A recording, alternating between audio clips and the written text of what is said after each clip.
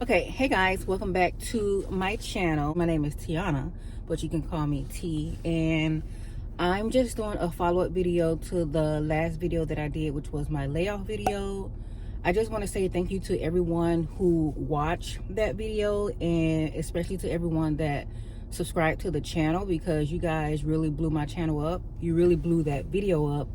I think the last time I looked, it was at 22,000 views. Let's see.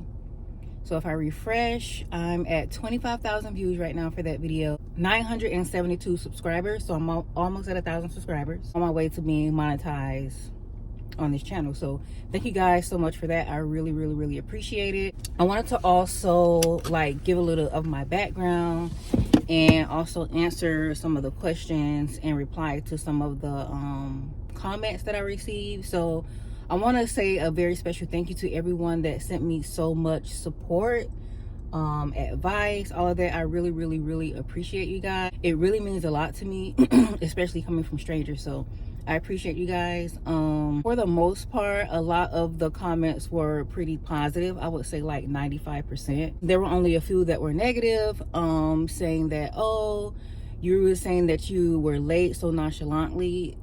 And you're getting this like I'm late every day from a 9-minute video. Like, you're assuming that I was late every single day.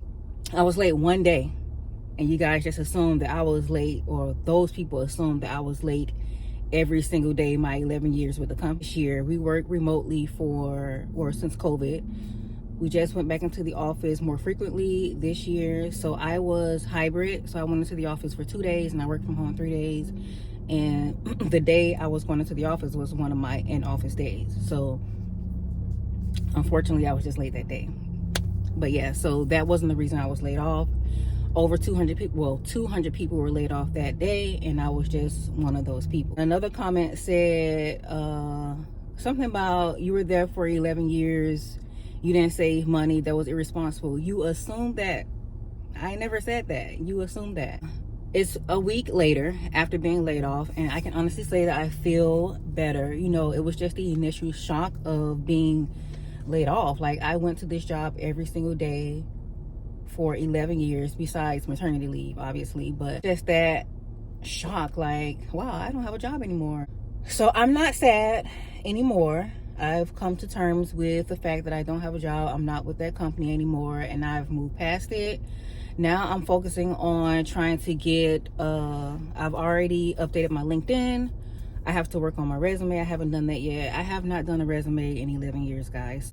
The company is actually providing coaching for that. There's a company that they outsource that helps you with your resume, help you with your interview skills, and I think they kind of help you find another job or something like that. The question was, did I get a severance package? I did, and I also filed for my unemployment already, so all those things are done. So I do get another 2 weeks pay before I get my severance package. So that's, I mean, I think that's pretty good. I have been looking for different positions on LinkedIn, but I'm not actively seeking employment. Some people may be against that. A lot of people are not, but I'm giving myself time. I don't want to jump back into another job like right away. Like, I've been working since I was 17. I don't know if there was a period that I didn't work. Like, I got my first job at a grocery store, and I think I've been working ever since. Like I said, besides, you know, taking maternity leave, and then I took a brief period of leave of absence, but I'll talk about that in a different video. I've been working ever since, so I'm giving myself a break. I have a lot of stuff to do at home. I have 3 kids. One of my kids has a medical condition that keeps me busy. I have a lot to do. And there is always something to clean at home. There's always something to be done. There's always an appointment to be made. There's always an appointment to go to. So I'm not lacking of anything to do. And I honestly have not taken a break since being laid off. The moment I got laid off, I didn't know what to do with myself. So I just sat still for a moment, just trying to recollect myself. And then I immediately went home and started cleaning. I didn't know what to do. I think that pretty much addressed everything. The severance pay, the unemployment.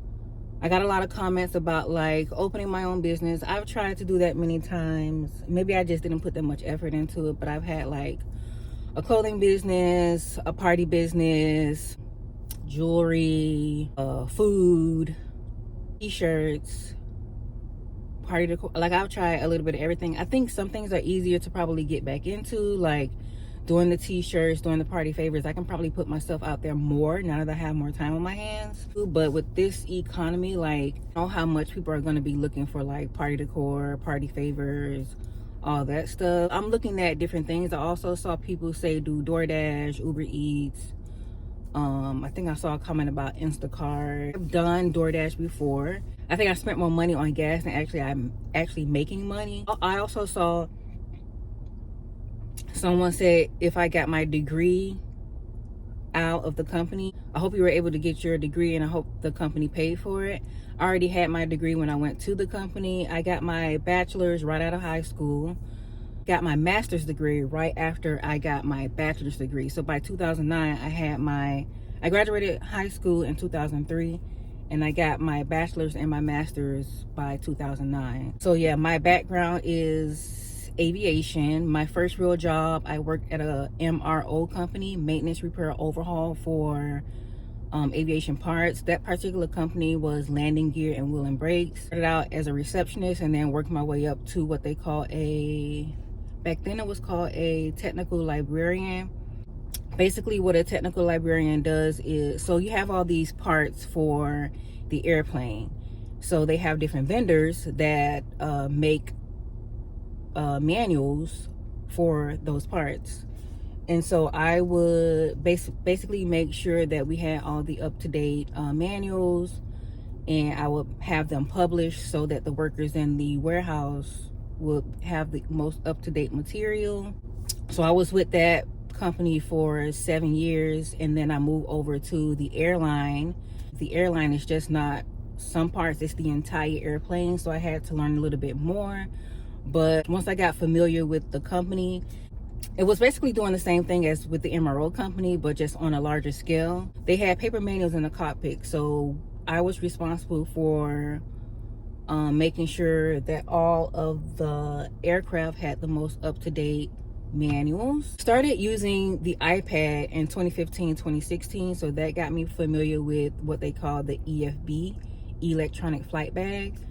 So after working with that for a few years, I started to outgrow the technical librarian role. There was a position open for what they call an EFB administrator and flight operations compliance. So I applied for that role in 2022, and that was the last department that I worked in. But with that, you had to have a little bit of an IT background as well, because you're going to be working with the different apps. You're going to be working with the iPad. You have to make sure that the applications function well on the iPad so that when the pilots use it, they won't have any issues.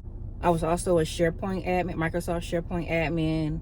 Right now, I'm kind of looking for an IT role, systems administration, IT support, maybe a little bit of compliance. I may have to go to a different industry because, like I said, I did aviation for almost, let's say, 18 years, but there aren't a lot of aviation companies where I am.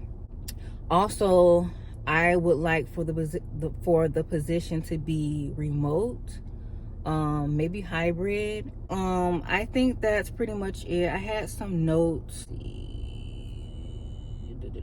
I think I pretty much covered everything that I wanted to talk about. Thank you all so much for watching and subscribing.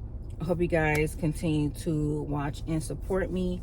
And if you have any questions or comments, don't hesitate to put them down below, and maybe I'll answer them in the next video or in the comments. But yeah, that's basically it, and I will see you guys on the next one.